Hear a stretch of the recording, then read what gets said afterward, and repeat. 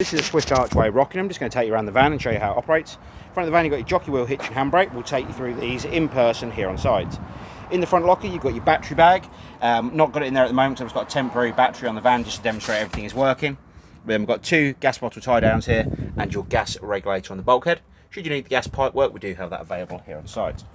Coming down the side of the caravan, you've got your water pump connection, which is very simple to use. To release it, you pull back the blue trigger and release the pump from the side of the van. Just need to give it a little wobble to release it. If it ever gets tight at all, a bit of Vaseline around the seal and it will push in and out a lot easier. The pickup pipe drops down inside the ack roll, and that does need to be fully submerged in water prior to turning the water pump on. If it's not, you can draw air up into the water system and cause an airlock within the system. Either side of the van at the front, you've got two wind down legs to stabilise the van while it's on site. They're only there for stabilising the caravan, not lifting the van. If you lifted the van with these, you could potentially damage the floor of the caravan. You've then got your heating and hot water fluid. You release it by pulling the white cover off, and you do need to make sure this is off prior to igniting anything on gas inside of the caravan or using the heating and hot water system, heating or hot water systems. So it's basically the same as the flue on the side of your house. You've then got your battery box. Again, we've put a battery in the side of the van just so you can see everything is working correctly. And you've got your mains power lead coming in from the power on site to the side of the caravan. Like I said, we've got a battery on the van just to demonstrate everything's working. There are bolt together terminals, so you need a 12mm spanner to undo the nuts on the end or an adjustable. You've then got two fridge vents. Two fridge vents are very simply there to allow the hot air out of the fridge unit and take some cool air in. Behind the one top cover, you've got a gas flue for when you're running the fridge on gas. Motor mover and wheel nuts. We'll demonstrate the motor mover while you're here on site, and we'll also torque the wheel nuts prior to you leaving site with the caravan, so you can see that they have been tightened correctly. Going further down the side of the van, you've got your toilet flush tank. So you'll undo this cap here, drop the flap down, and you put 3.5 litres of water in here and a cap full of the pink fluid prior to use, so you can flush the toilet system. Now, over your time away, you may need to refill this on several occasions, so do bear that in mind. If it starts to run with no water, please make sure you fill it up because you can burn out the toilet flush pump itself. To release the toilet cassette, pull up the orange handle and pull the cassette towards you. The orange neck here turns out 90 degrees, tip the waste away. Grey cap is a pit measure for your pink and your blue fluid. And on the back of the cassette, you've got an orange pressure relief button, so when you're tipping the waste away, it doesn't spit and sputter back at you. So that can get back in place.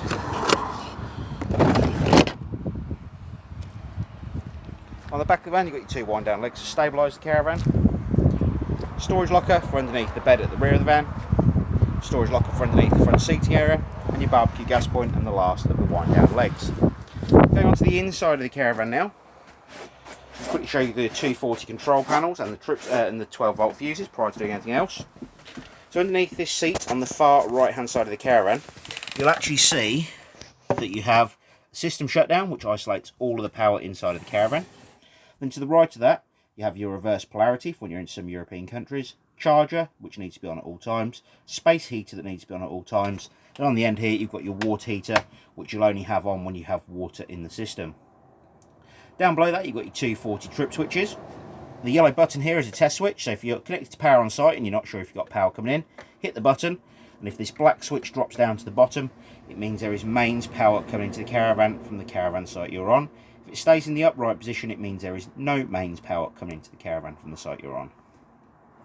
On the left hand side you have your 12-volt fuses, as you can see here, and each of these is individually marked on the panel down below here to tell you what each of these fuses is for. On the right hand side you have your two 30-volt protection switches, and again each of these is marked to let you know what each of the trip switches is for. While we're underneath here, I'll show you where the water switch is, or the drain down valve is. So you've got a yellow valve just there, and to fill the water system up, that valve needs to be flat with the floor as it is at the moment. If it's upright and pointing towards the bottom of the seat, it means all of the water that you put into the system will drain down onto the floor underneath the van. So to fill the system flat with the floor, open all the taps up on the hot side of the water system. As you can see, we've already filled the system up.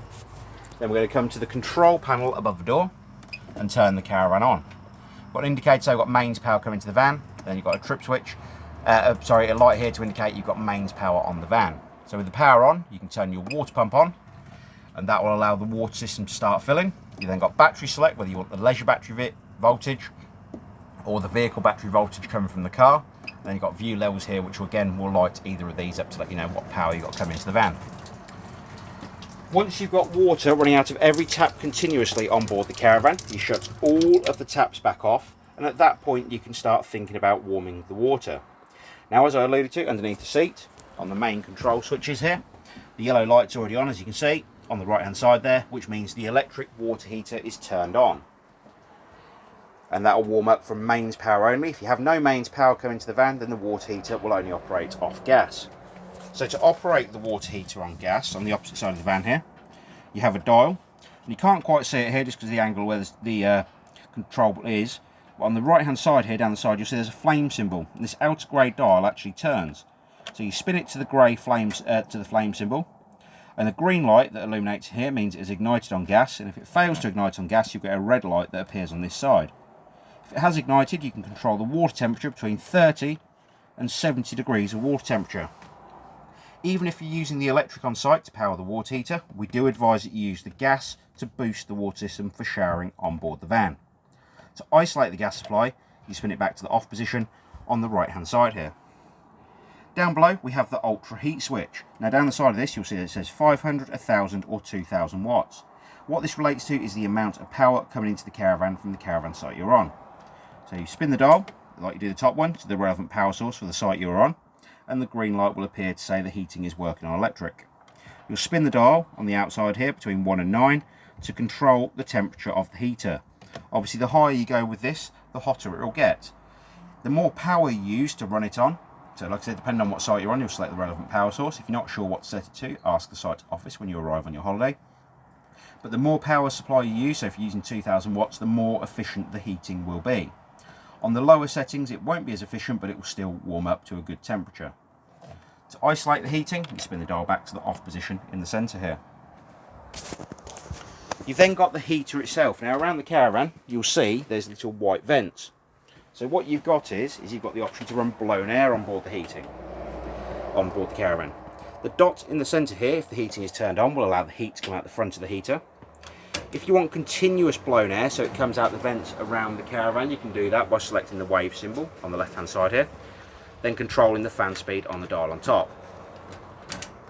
To use automatic blown air that cuts in and out with the thermostat on board the van, you need to put it to the A on the right hand side, and this will essentially allow the thermostat to kick in and out on board the caravan.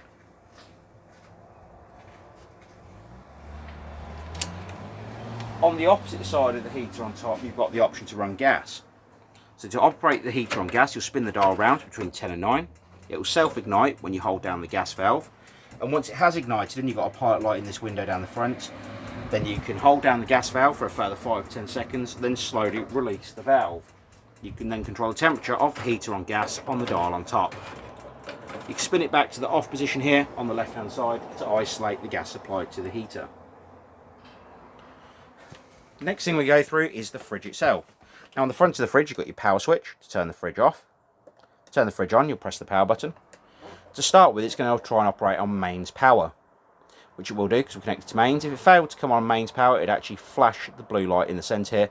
And again, that's another way of telling if you've got mains power coming into the van. To control the temperature of the fridge, you have the button on the right hand side here. And the more of these bars that are lit up, the colder the fridge will be. Hit the button on the left hand side and it'll allow you to change the power source. So at the moment you can see it's coming up with a battery symbol, but it's flashing the blue light here. What the battery symbol means is the 12 volt power supply from the car you are towing with. It is not the 12 volt supply on board the caravan. However, if you don't have the right connection on your car or wired up correctly, then the 12 volt mode will not operate on the fridge and you will get this blue light at the bottom. It will also mean if it is not wired up correctly on your car, it will not charge up the battery on board the caravan as you are travelling.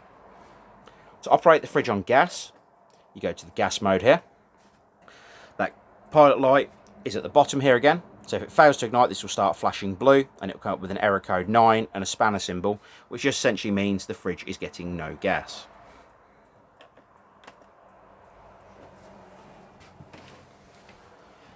Microwave, hob, grill and oven, all very much like your household appliances. The electric ring at the back will only work if you've got 240 mains coming into the caravan, the same as the microwave above. If you have no 240 mains, then obviously it will not operate. You've got your igniter on the front to ignite the cooker when you want to use it. Going to the back of the caravan, we've got the toilet system. Very simple to use. Electric flush on top, press the button in to flush the toilet. Red indicator light will illuminate when the toilet waste cassette is completely full. The toilet seat itself actually turns for your convenience, as you can see here. However, when you're removing the toilet waste cassette from the side of the caravan, you do need to make sure this toilet's back in the straight on position. Then below the toilet, you have your grey waste handle. To open the grey waste handle, or to allow the waste into the toilet cassette, you need to push this toilet waste cassette handle over to the right hand side. And when you're not using it, we do advise you have the toilet handle back in the central position. The reason for this is if the toilet is turned or the grey handle is in the wrong position, it will lock the toilet waste cassette in place. So essentially, if you're using the toilet, you can't remove the cassette. So always make sure you put it back to the central position. And like I said, we do advise you put it back in the central position anyway after using the loo, just so no smells come back up inside the van. So this is the Swift Archway Rockingham. If you have any further questions on the caravan, please don't hesitate to give us a call here at the Caravan Company, and we'd be more than happy to help. We appreciate your business and we look forward to seeing you here on site soon. Thanks again. Bye bye.